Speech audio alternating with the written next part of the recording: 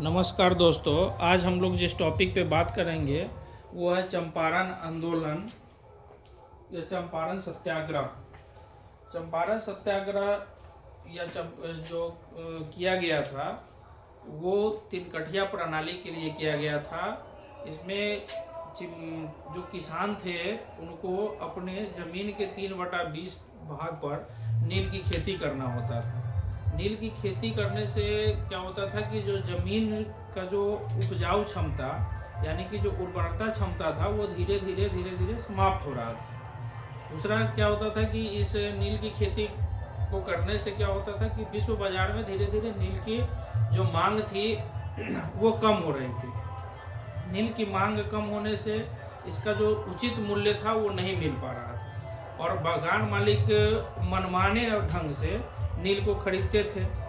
अगर किसान नील की खेती नहीं करना चाहते थे तो बागान मालिक अत्यधिक कर वसूलना चाहते थे और अत्यधिक कर के दबाव में किसान को नील की खेती करना पड़ता था।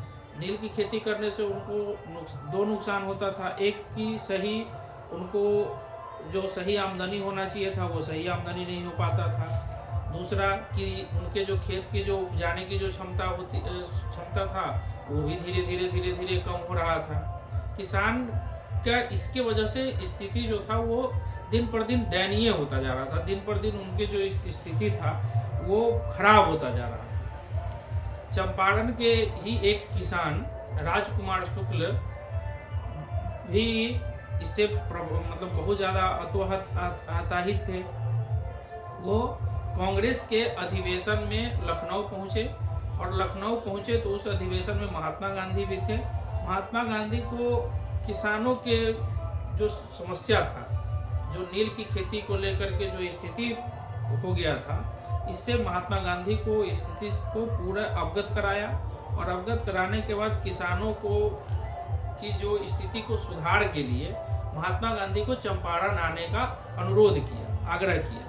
राजकुमार शुक्ल जी के आग्रह पर महात्मा गांधी चंपारण आए। चंपारण आने के बाद उन्होंने किसानों के लिए आंदोलन शुरू कर दिया।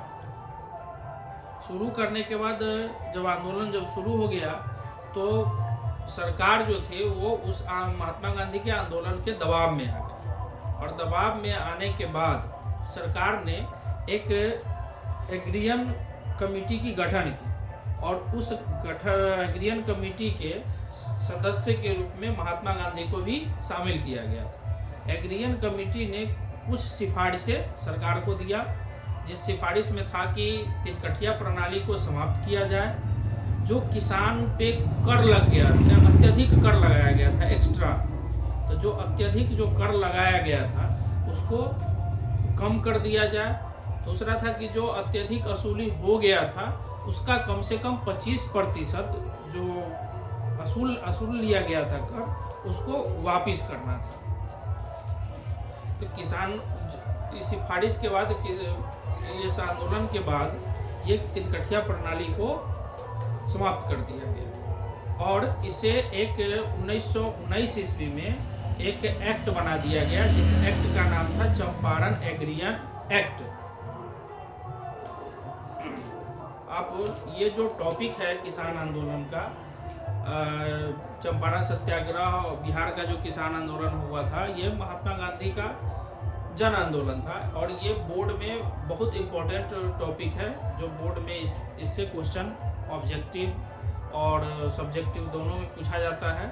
तो जो भी 10th के बोर्ड का तैयारी कर रहे हैं 2026 के लिए जो एग्ज़ाम में शामिल होंगे, सभी विद्यार्थी से अनुरोध है कि इस टॉपिक को लिख लें और YouTube चैनल जो है हमारे संस्था का AK मिशन ऑफ एजुकेशन, उस पर जा कर के इसको 1-2 बार अच्छे से रिवाइज देख लें। आपको ये बोर्ड में बहुत काम आएगा। थैंक यू, धन्यवाद। आज के टॉपिक में इतना ही।